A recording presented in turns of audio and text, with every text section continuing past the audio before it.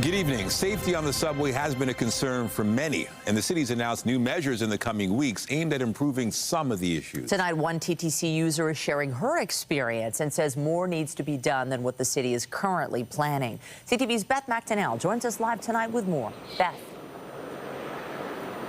Michelle, the woman says a man yelled at her and pushed her on a train. She says she filed a report to stop him from harming anyone else, but was told the report wouldn't go anywhere.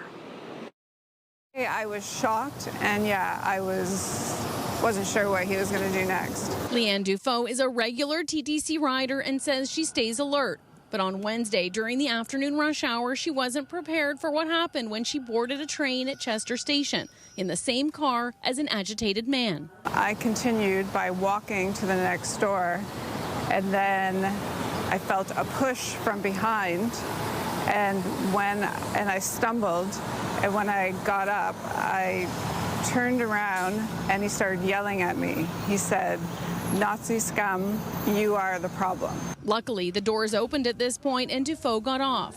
She says she immediately went upstairs and told TTC employees about the incident so the man didn't hurt or push anyone else. She says she was able to file a report with a description, but was told nothing could be done because she didn't know the car number of the train. I was thinking, yeah, they could stop the train or maybe search the train at the next stop or two, or just do something. Who knows what he was capable of? I mean, if he pushes someone on the platform, that's a lot more serious, right? Over 32,000 cameras now watch over the system. Thursday, Mayor Olivia Chow announced a plan to enhance TTC safety, which includes staff, streets-to-homes workers, TTC special constables, and police. Also, starting November 15th, teams from the Toronto Community Crisis Service will be on platforms from Bloor Yonge to Spadina along the U line of Line 1. However, riders like Dufault on other portions of the subway won't have access to the crisis workers. Dufault says having them on the train would make her feel safer. I don't feel safe. I mean, I haven't felt safe for years because it seems like every time I get on the TTC, something happens. You know, there's a mental health issue, and I've had close calls before.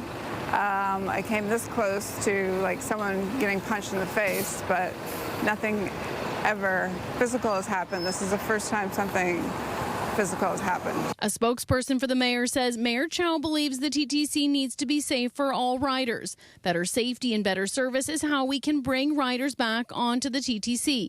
The mayor is also addressing the number of people experiencing homelessness and with mental health issues with a citywide approach. Dufault doesn't think having to record the number on the train is fair in the middle of an attack, but says she will look for it if something ever happens again. The TTC says it doesn't have the specifics about this case, but will take all steps to respond with the information available. The mayor's office says the crisis workers on that U part of Line 1 are part of a pilot program and will expand the program if they're able to do so. Dufault says she's speaking out to make the TTC a safer place and doesn't want anybody else to get hurt. Reporting live at Broadview Station, I'm Beth McDonnell. Michelle, back to you. Thank you, Beth. Staff at Toronto Community Housing have voted overwhelmingly in favor of a strike mandate. It comes amid growing concerns over workplace violence. CTV's Janice Golding has the latest on the labor dispute.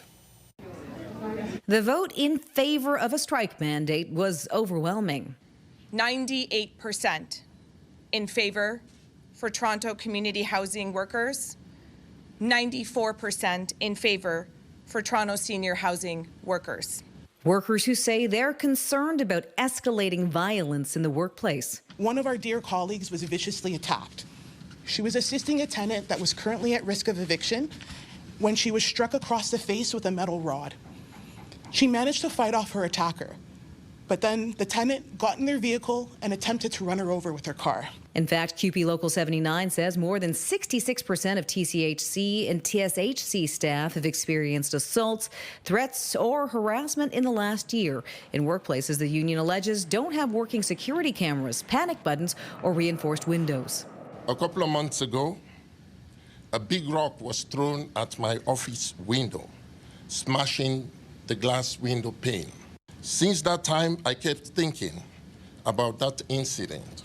Workers who serve more than 100,000 low and moderate income Torontonians who say they're also chronically understaffed. And there are numerous workers who are doing double duty. Some of these vacancies can be months, some of them can be years. The union has also filed a no board report with the Provincial Ministry of Labour. Once that report is issued, likely within the next few days, job action can legally begin within 17 days. In a statement issued today, Toronto Community Housing says the health, safety and well-being of QP Local 79 members and all TCHC staff remains our highest priority. TCHC leadership is listening and is taking action because we agree that all staff do tremendous work in supporting tenants. A statement from the Toronto Seniors Housing Corporation was worded similarly, reading, TSHC is listening and taking action.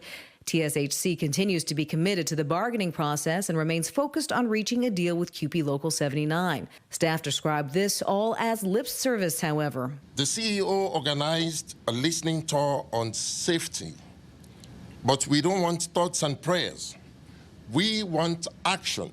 We cannot continue to serve this city while our safety and the tenants and the safety of tenants is treated as an afterthought. While saying management is confident a respectful deal can be reached, TCHC says it will take the necessary steps to have contingency plans in place in the event of a labor disruption. Janice Golding, CTV News. Also tonight, creating so-called no-go zones around schools, daycares, and playgrounds. We examine a new approach to address the issue of encampments in the city's public parks. But first, there is a special weather statement in effect as we head into another November weekend. Nothing to worry about right now. Looking pretty nice out there. Cloudy sky, decent temperatures, but there is, dare I say it, snow to come. Jessica Smith is here with a look at the current conditions. Jess. We have until Sunday. So right now we saw some showers throughout the day today. We get a bit of a break overnight. We have sunshine on the way tomorrow, and then Sunday, thanks to a Clipper system, we are watching for our first measurable snowfall of the year, prompting special weather statements almost right across southern Ontario. Snowfall warnings to areas north of Sudbury. Now, it's in that range of about 2 to 10 centimeters for the downtown core, likely closer to 2, the GTA in that 5 to 10. Regardless, it doesn't take a lot of snow to make that drive a little dicey. Right now, we had that rain. Again, it's pushed its way out. We get a bit of a break overnight tonight and into the day tomorrow. It's still quite mild right now. We're sitting at 13 through Windsor, 10 through Hamilton, 9 in Peterborough. But as winds shift and become northwesterly tomorrow, it cools things down, and then it gets even chillier when that system moves in towards our Sunday. Right now, it is calm, but overnight, things start to get a little spicy and throughout the weekend. Your full forecast coming up right now. Back over to Michelle and Nathan. Thank you, Jessica. Well, weather often gets blamed for travel headaches, but it was not the reason that more than 2,000 flights were canceled or delayed at dozens of busy American airports today. As the government shutdown continues, a shortage of air traffic controllers who aren't being paid is grounding planes and frustrating travel plans. CTV's Joy Malvin has the story. The anxiety from it was crazy, like all morning, just like seeing if we were going to be good to go, you know? So I don't know, it kind of sucks. For travelers, it kind of does. With all eyes on the skies, thousands of flights are being delayed or grounded. We stayed at a hotel last night that was, $150 out of pocket. Now we're going to be another, couple of $100 out of pocket taking a rental car, driving it down. And it's going to get a lot worse. Major airlines ordered by the Trump administration to drastically cut domestic flights at 40 of the busiest airports in America, ramping up flight reductions by 10% or more by next week, until this government shutdown ends. It is not a science, it is an art that we're trying to deploy to keep people safe in the airspace. We're trying to prevent the pressure that we now see building in the system. Thousands of TSA screening agents and air traffic controllers, essential workers who keep the skies safe, are working without pay, with reports of burnout and calling in sick. When you don't pay somebody for 37 days and say, hey, just keep showing up and do your best, people are going to have issues. Canadians bound for the U.S. could get caught in the chaos. The major airlines here in Canada will start to pull back on their flights because they don't have the slots to get in. But also, it's the overflying flights going down to the Caribbean, going down to South America. They have to fly over the U.S. Fed up, angry, and pointing the finger at the politicians. It's just all unexpected. I'm just sick of it. It's like, what about us? These flight cuts are expected to disrupt holiday plans, and with the Thanksgiving travel rush just weeks away, the timing couldn't be worse. And that was CTV's Joy Malvin. Here at home, while the cancellations isn't affecting Canadian flights, they could have an impact on travelers hoping to get connecting flights in the U.S. CTV's Sean Leathong has more from Pearson Airport. At U.S. departures inside Toronto Pearson Terminal 1, the look of business as usual comes with travelers aware that flight reductions south of the border could affect them. Concerns definitely, but not worry about it. I have to fly anyways. It might affect our ability to land, but I don't think that we would take off if there was going to be that concern. We think about it like daily. The U.S. Federal Aviation Administration's order to cut 10% of flights at the country's 40 busiest airports amidst the government shutdown has only focused on flights within the United States, but there is a trickle-down effect. Yeah, I got the notification from United Air that the flights from November 7th to 9 or 10 could be canceled. I mean, I am concerned because it's a connecting flight, like a 1-hour flight to Washington and then from Washington to London.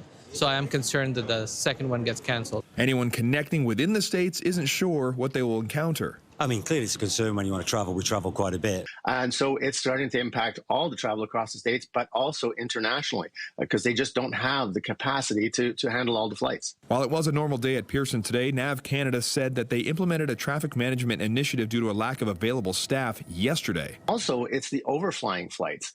Going down to the Caribbean, going down to South America. They have to fly over the U.S., and if they start to pull back, and the air traffic controllers in the major centers, not just the airports themselves, but the centers, if they have a reduced capacity, that will also affect the flights going further south. But some aren't worrying about the possibility of flights being canceled. If we get stuck in Fort Lauderdale, it won't be the worst thing in the world. They'll just have to wait and see if this government shutdown causes the cancellation of more flights. Sean Leathong, CTV News. In other news, Durham Regional Police were investigating a stabbing east of Oshawa. The CTV News chopper was over the scene near Lake Breeze Drive and Toronto Street in Newcastle. Durham Regional Police put the word out just before 9 a.m. They say a female victim is in hospital with serious injuries and a male is in custody. Investigators also say there is no concern for public safety as they figure out just what took place. A driver has life-threatening injuries after a crash between an SUV and a construction vehicle in North York early this morning. Police say the crash happened around 2:45 at Weston Road and Fenmar Drive. The driver of the SUV had to be extricated from the vehicle. He is fighting for his life in hospital. The man in the tractor-trailer was also hurt, but his injuries are not considered life-threatening. Roads were closed in this area for the investigation. No word on what caused the crash.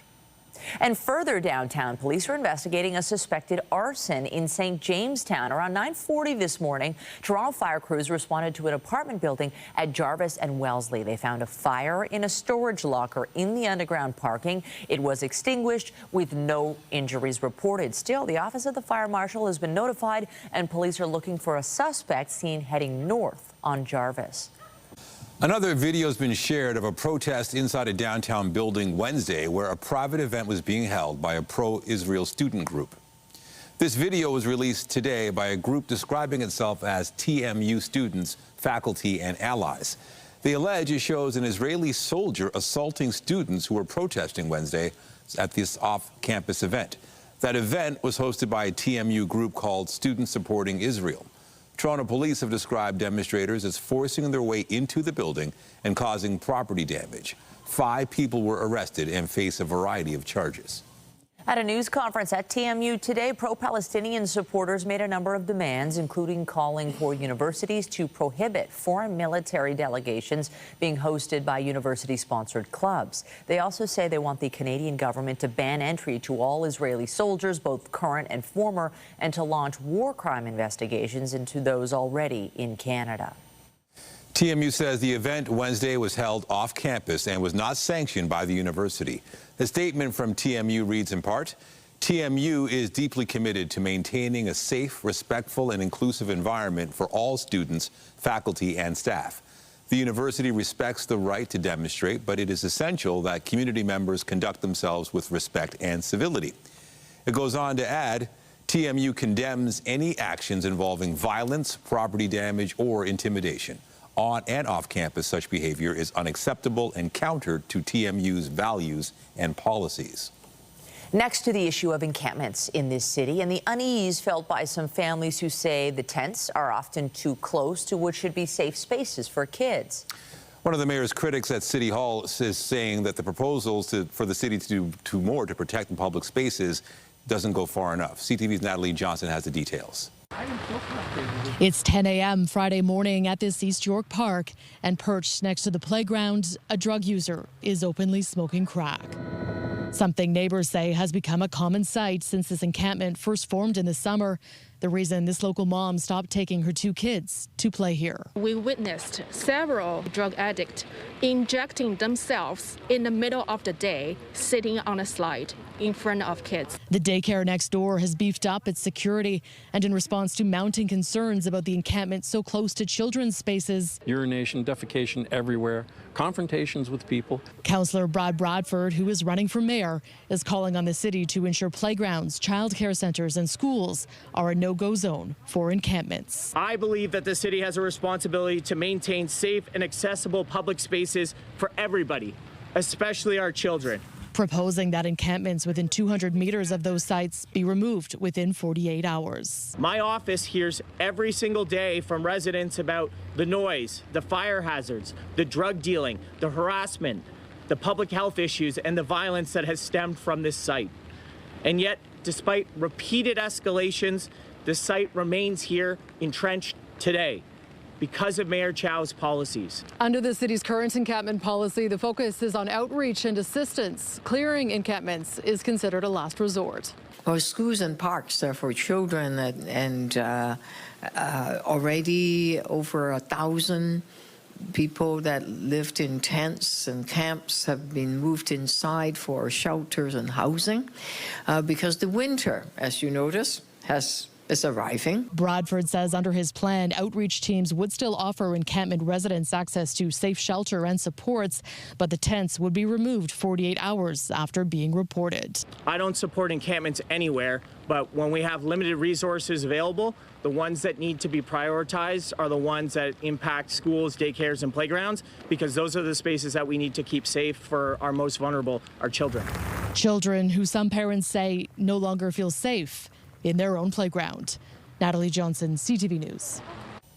The Canadian economy has surprised business analysts by adding 67,000 jobs last month. The overall unemployment rate was also down slightly to 6.9%. CTV's Heather Wright has more now on the numbers and the story they tell about the labor market.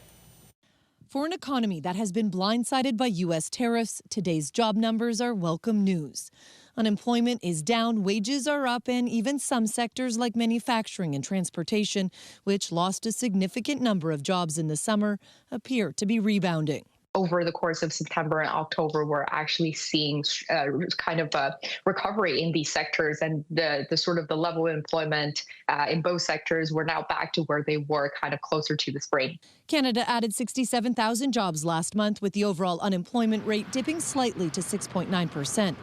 And while experts say this jobs report is a sign the labor market is beginning to recover, many are still struggling. I've been applying to more than 100 jobs. Catherine So is 22 years old and has been searching for months for a job as an early childhood educator. She's open to other jobs as well to help pay the rent, but she's struggling to find anything.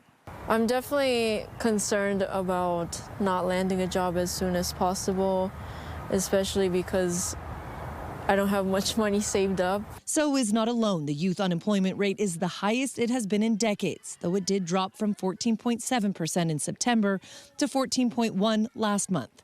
Another area economists are watching is part-time work.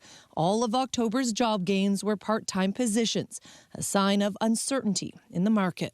When businesses are looking to hire, they don't want to hire full-time because they're not sure what the coming year is going to look like. This strong jobs report now has many economists predicting the Bank of Canada will hold its overnight lending rate at its next rate announcement in December after 2 consecutive cuts. Heather Wright, CTV News, Toronto. In Ottawa, the Liberal government is still standing after facing yet another test on Parliament Hill today. Prime Minister Mark Carney's caucus survived a second confidence vote in as many days. And Conservative leader Pierre Poilievre faced more questions over a second MP announcing plans to leave his party. CTV's Rachel Aiello reports. MP Matt Genereux says he likely won't be leaving until the spring. But if the opposition are counting on the outgoing Albertans' vote, it's worth noting he didn't cast one in either last night's or today's confidence tests. How many seats do you need to have a majority? I can't remember. Do you want to answer? Need a couple. So call your local MP if they're not a Liberal and tell them. Prime Minister Mark Carney joking about gaining more MPs after Conservative leader Pierre Poilievre lost a second in as many days. Multiple sources say Matt Genereux was in talks with senior Liberal staffers about crossing the floor this week. But Conservative Party officials made it clear there would be consequences if he did. Genereux pushing back, posting a second statement, insisting there was no coercion involved in his decision to resign. The party now saying his announcement was expedited by Liberal pressure tactics. The only rumors I've heard of intimidation and harassment are from Liberals badgering Conservatives in elevators and calling them at home. The drama driving chatter among MPs ahead of a second confidence vote in the Commons today. Matt's been a wonderful colleague, and I wish him all the best. I think there's some soul-searching going on. Monsieur McKinnon gets no. The government survived the Bloc Québécois attempt to reject the budget. And now Liberals will spend the next week selling their spending plans before the key final vote on November 17th. I sure hope that the opposition parties see how much is in that budget for their own regions. The Liberals got one seat closer this week with MP Chris D'Entremont crossing the floor, but are still a few votes shy of a majority government. And with the Conservatives and Bloc making their opposition to the budget clear, the focus will be on how the NDP vote or don't the week after next. Rachel Aiello, CTV News, Ottawa. And the budget was a major focus of two high-profile speeches in Toronto today. And no surprise, the leader of the federal Conservatives and the Prime Minister offered very different takes on the financial blueprint. Nostalgia is not a strategy. The U.S. has changed. That's their right. But we must respond. That is our imperative. What the budget does is it builds Canada strong by focusing on what we can control. And that's building at home to protect and empower Canadians. It's boosting our productivity to drive lasting prosperity. It's transforming how government works for you. And it's diversifying our trade partners to create more opportunity and greater independence. The deficit is 100% more. He's literally doubled the deficit that Justin Trudeau left behind for this year and for the next 5 years. The deficit, as Dan pointed out, this year will be $78 billion, twice the $41 billion that Trudeau had projected, $16 billion higher than Carney promised during the election campaign. And over the next 5 years, the government expects, and this is without any new spending in any of those four future budgets, they expect to add $1/3 of $1 trillion of additional debt. The credit rating agency Fitch is keeping its AA+ rating for Canada, but says there are risks associated with the budget. Our country still has a AAA rating among other agencies such as Moody's and S&P. Coming up, reaching out and raising awareness about breast cancer. We preview a free event hosted by the Scarborough Health Network that aims to empower, enlighten, and educate. I'm Pat Foran. Coming up, it's Feedback Friday. We had a lot of reaction to our stories on huge water bills, romance scams and big losses, and more disappointments buying merchandise using social media. Feedback Friday is just ahead.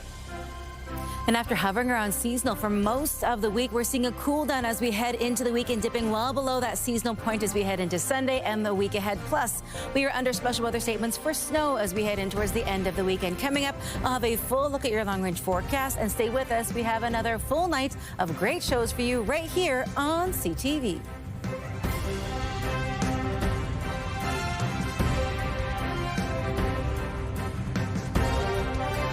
When you see it happen, send it to CTV News. Text 10400 from your screen to ours. Text 10400. We got a flood of complaints about the water bills from leaky toilets, romance scams, and purchases from social media gone wrong. CTV's Pat Foran has Feedback Friday. We get a lot of complaints about high water bills, and in most cases, utilities blame a leaky toilet. But if your water bill has been estimated for a long time, that can also lead to a large, expensive catch-up bill. This house has 5 washrooms, and the City of Toronto said there must be a water problem. The owner got a water bill that totaled more than $8,000. A homeowner in Pickering was also stunned to get a water bill from Durham Region for more than $11,000. I would like to have my money back because I'm a student, I'm a single mom. Leaks were to blame, but Chris wrote, the City of Toronto had been estimating my mother's water bill for 5 years. Now she must pay $13,000. This should not be allowed. Hugo Sanchez says he met a woman online named Lena. They struck up a friendship and spoke by Zoom. She convinced him to invest in cryptocurrencies, and he was scammed out of $80,000. At the end, everything was fake. Don told us, I was involved in a romance scam and lost $600,000. The facts in his case were similar to mine. It's been devastating. The Sea-Doo Switch is a boat with the power of a Sea-Doo and the seating arrangement of a pontoon boat. It's been involved in a safety recall, and 3 families told CTV News they were using their Sea-Doo switches when they took on water and capsized. It broke my heart to think that we could have put our friends in danger. Bombardier told CTV News the boat is safe if used properly. However, Kimmy wrote, I'm also the owner of a Sea-Doo Switch that capsized. Our beloved German Shepherd got caught underneath it and drowned. It was heartbreaking for our family. I'm upset. I'm angry. Jackie Belfour ordered from a clothing store that popped up on Facebook. She says the merchandise she received was of poor quality, and while it appeared the company was in Canada, she would have to pay almost $100 to return the items to China. I felt ripped off. Dennis told us I was scammed out of $142. The website makes you believe they're a Canadian company when it's a Chinese business that makes it impossible to return items. We heard from other viewers who said they use social media pop-up ads to buy items and never receive them. It's best to research companies carefully and be suspicious of massive discounts and any deal that seems too good to be true. On your side, I'm Pat Foran. If you have a consumer story idea, email us at alert@ctv.ca. All right, we're looking forward to the weekend. It's always nice. What was that noise? Me, my hair's sitting like, I'm so sorry, everybody. It's a precursor for the drama that's coming on Sunday. The crackling of the thunder, perhaps. No. So we do have what looks like snow on the way. You know what? Jess and I were patting ourselves on the back because we got our snow tires on. I'm very, very lucky that I got an appointment like this afternoon. But it is that time of year. We've had such a warm start to fall, so it really feels like winter was never coming. It was an afterthought for so many folks, but it is here. Now, is this a major snow event? No, but it is the first measurable one that's going to have an impact on our commute as we get ready to wrap up our weekend. So just a heads up. But for now, it is relatively mild out there. We get a break from the active weather that we had earlier today, and then we get into some sunshine tomorrow. But that wind, it was breezy. It was a warm wind, but still a wind nonetheless. So down by the water today, it was a little dicey, but it looked cool, at least from the chopper shot, right? As we head through the overnight and into the day tomorrow, still very breezy, but a northwesterly wind making for a very cool start to the weekend. And I don't have good news because it only gets colder, and then there's snow on Sunday. But temperature-wise for now, we'll hold on to the good. We're sitting at 11 here in the city, 13 in Windsor, 10 in Trenton, but anywhere really north of Sudbury, they've already seen that first wave of cold. Another one comes in thanks to a clipper system on Sunday. Tonight, dropping down to 5, we should be at 2, so we're comfortable this evening. Almost right across southern Ontario, and then as we get into the day tomorrow, as those winds shift, it starts to cool things down. We'll be at 7, we should be at 9, but at least there's a little sunshine. If you have errands to run or major things to do in your yard or by your home, get it done Saturday if you can. That first system that brought all the rain, it pushes out as we head throughout the rest of our evening and into the start of the day tomorrow, so a very short reprieve into the start of your weekend. It's as we get in towards our Sunday that this clipper system comes its way across. Snow. And that's what's prompted the special weather statements right across southern Ontario. Some snowfall warnings to the north. But again, it's not so much the amount of snow, it's the first snow of the season. If you don't have those winter tires on, just be careful, take your time, and always drive according to the road and weather conditions, because it is an all-day affair on your Sunday. A bit of a rain-snow mix, but regardless, for the downtown core, the GTA, a little messy. Again, the rest of our night tonight, cloudy, but not that bad. We get in towards Sunday. A decent amount of sunshine. Yes, it is cold and windy, but at least there is sunshine. It's as we head Saturday night into your Sunday morning that we see this system start to push in towards Windsor first, and then it sweeps its way up towards us here in the GTA. Through 7 a.m. onwards, starting as a rain-snow mix, we see this kind of transition its way right across central and southern Ontario, and we don't get a reprieve until Sunday evening. So again, we're looking at the likelihood of that first kind of brushing off your car. We have to get the snow brush out. I know some people maybe don't have them ready. Myself included, I got the tires, but maybe not the snow brush, so we have some work to do this weekend. Temperature-wise, again, not that bad throughout the day today, a fairly seasonal point. It's as we see a northwesterly wind tomorrow that things start to shift. So it will drop down to just 7 for the high, 1 for the low, and then the snow begins overnight Saturday in towards your Sunday. Again, likely a rain-snow mix to start, transitioning to snow as we head through the afternoon and early evening. It pushes its way out just in time to get to Monday, but we're not done with the cold weather just yet. So the bulk of the temperature change happens Saturday. It carries us right through Sunday in towards Monday. The likelihood of flurries Monday morning, pretty low, but again, give yourself extra time for the morning commute and for getting the kids to and from school. We get a bit of a break from the active weather. The sunshine returns, but we hold on to all of that cold air. It sticks around for Remembrance Day. We are watching for the chance, very slight chance of maybe a light rain-snow mix throughout the morning. Then we get a break and just an overcast day as we settle through Remembrance Day. Getting in towards your Wednesday and onwards, we do warm up just a little. We just don't get back towards seasonal. But at least by Friday, there is sunshine. Hopefully this helps you plan. Nathan, I'll send things back to you. All right. Thank you, Jess. Thank you. Also tonight, more swag for Justin Bieber. The pop star picked up 4 Grammy nominations, including Album of the Year. We look at some of the major nominees after the break. Hey there, Toronto. I'm Teddy Wilson. And I'm Nicole Cervinas. So welcome to Things to Know TO. Welcome indeed. So each week our show shines a spotlight on some of the awesome businesses, services, initiatives, and events right here in our fantastic GTA community. It's companies like these that make Toronto one of the world's greatest, most vibrant cities, and also a pretty great place to work, play, and live in. Well said. So join us every Saturday on Things to Know TO. And don't forget, you can catch all of our episodes on our website, Things to Know TO. A special event being held in Scarborough tomorrow aims to reach a group that is often underserved when it comes to cancer screening. Our health reporter Pauline Chan has the details. Shireen Spencer went for her first mammogram at age 45 when she discovered a lump in her breast. I had just had surgery. I thought it was scar tissue, but the doctor, knowing my health issues, said, let's check this. And now 8 years later and cancer-free, she urges women, especially Black women in Scarborough, to educate themselves about breast cancer. Tomorrow's event is not to scare people, but it's to say, let's start making a difference in our own health by the choices that we make. Explore Her, an event organized by Scarborough Health Network, is a one-day free event to discuss things like hormones, reproductive wellness, and more. Joanne Fernandez explains their brand new breast imaging clinic has 3 top-of-the-line diagnostic machines. The state-of-the-art technology of tomosynthesis really allows us to see better pictures and higher quality resolution.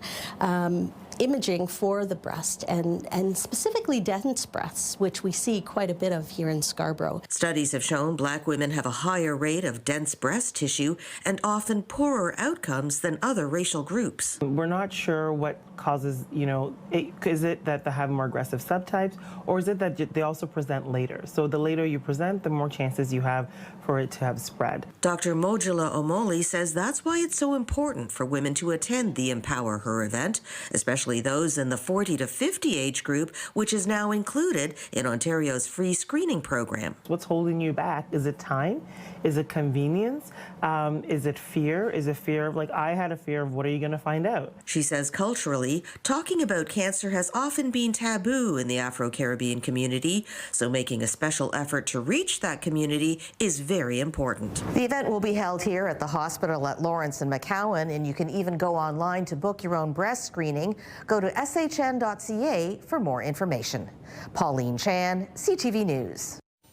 Halton Healthcare is moving ahead with a push to expand hospital capacity in the region. The move follows a funding pledge from the province in the fall economic statement. It will see up to 123 acute care beds added over the next 2 years at Oakville Trafalgar Memorial Hospital and Milton District Hospital. The expansion in Oakville will take advantage of unfinished space in the hospital that was built to plan for growing community needs. Officials say the number of residents in Halton region aged 75 and older is expected to double in the next 2 decades.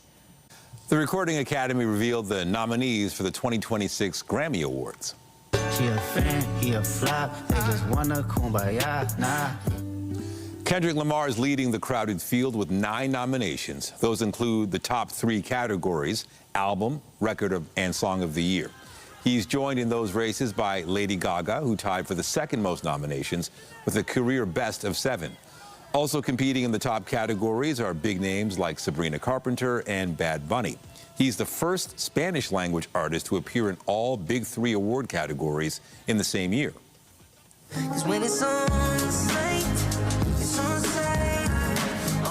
Among those celebrating nominations tonight is Justin Bieber. He grabbed his 3rd career nomination for Album of the Year for Swag, with nods for Best Pop and Best R&B Performance.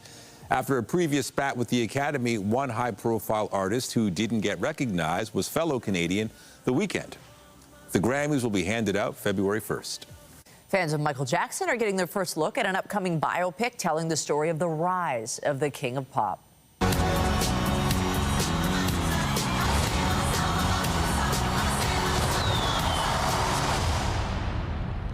Q, can you lower the lights for me, please? Okay. Michael Jackson's nephew, Jafar Jackson, takes on the role of his late uncle. The official synopsis says Michael traces the artist's journey to becoming the biggest entertainer in the world. The film focuses on Jackson's early solo career, saying this is where his story begins. It hits theaters in April. Ahead above the rest, the tallest player in college basketball is Canadian. After the break, we'll tell you about the towering new center and his history-making height.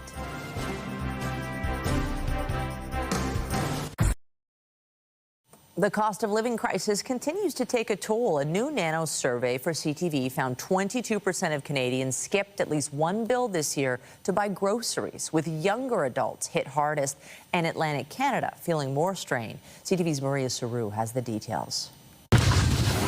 The doors swish open at this Charlottetown store.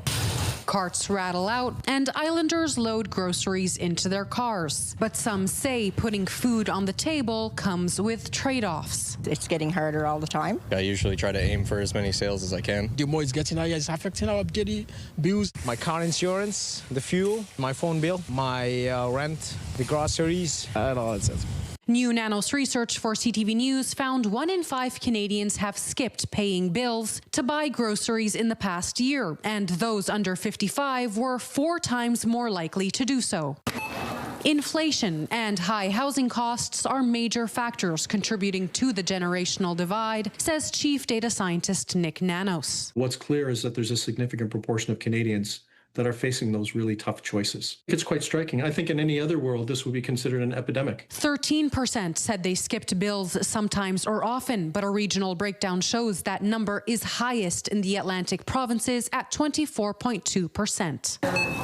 The data aligns with other research, says Joshua Smee with Food First NL. All 4 provinces have upwards of 25% of people being food insecure. Our unemployment rate has generally been higher than the rest of the country. There are more people struggling economically. He adds that means a higher number of people relying on social assistance or income supports. Shoppers here tell me what would really help is lower prices at grocery stores. But for now, many will keep making compromises.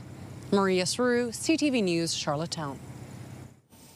Here in Toronto, there's a major subway closure to keep in mind this weekend. Line 1 trains won't be running between St. George and St. Andrew stations on Saturday or Sunday. The TTC says the closure is to allow for planned station work. Wheel-Trans service will be available, but shuttle buses will not be running. Officials say riders can take the Yonge side of the downtown U and surface routes to reach their destinations. At the same time, GO trains will not be running all weekend on the Kitchener line. Metrolink says crews are carrying out construction to enable two-way all-day service. Replacement buses will run from Mount Pleasant, Brampton Innovation District, and Bramalea GO stations to the Highway 407 bus terminal. Replacement buses will also run instead of Union Pearson Express trains. They will not stop at Bloor or Weston GO. The Toronto Raptors are looking for their 4th win in a row tonight. On a handoff for Scotty, recognizes clock strip, scoops it up and finishes. That was not. The Raptors are coming off a 128-100 win over the visiting Milwaukee Bucks on Tuesday. Tonight they're in Atlanta, who were also winners in their game Tuesday. Tonight will be Toronto's second group stage game in the NBA Cup. The team opened the in-season tournament with a win October 31st. And there's been no announcement yet on when the WNBA expansion draft for the Toronto Tempo will happen, but the league said today the draft lottery will be on November 23rd. Dallas has the best chance to win it for the second consecutive season. The league is expanding to 15 teams with the addition of Toronto and Portland. In the past, the expansion teams would pick after the lottery teams. Olivier Rioux has just taken the shirt off, and he's getting set to not only enter this game, but break the record officially for tallest basketball player. A Canadian is the tallest person to ever play college basketball. It happened last night when Olivier Rioux debuted in a 104-64 victory for his Florida team. When asked about making history, the 19-year-old freshman from Terrebonne, Quebec said, quote, "It's another day, I guess." The 7'9" center is also the world's tallest teenager.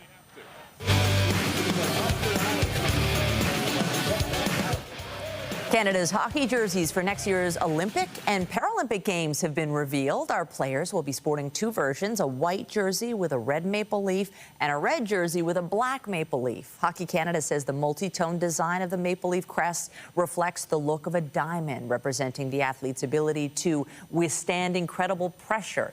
The Winter Games in Milano and Cortina, Italy are set to start February 4th. It's another sign winter is just around the corner. The city's announced the Cavalcade of Lights is returning later this month. 5, 4, 3, 2, 1.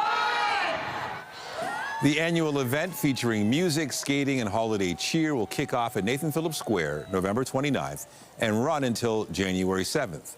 More than 300,000 LED lights will illuminate the tree starting November 12th. And residents can also take part in the New Year's skating party January 4th. But first, let the royal begin. The annual tradition that brings the country to the city is underway. We'll take you on a tour of the 103rd Agricultural Winter Fair. Get Toronto's top stories, breaking news alerts, and watch live. Download the CTV News app. It is an annual tradition that brings the country to the city. The Royal Agricultural Winter Fair is now underway. As CTV's Mike Walker reports, this year's edition features everything from agriculture to entertainment. For more than a century now, it's been a celebration of country life in the city. It's important for people to know where their food comes from. The 103rd edition of the Royal Agricultural Winter Fair kicking off today. The annual event celebrating the best in farming, equestrian competitions, and local food.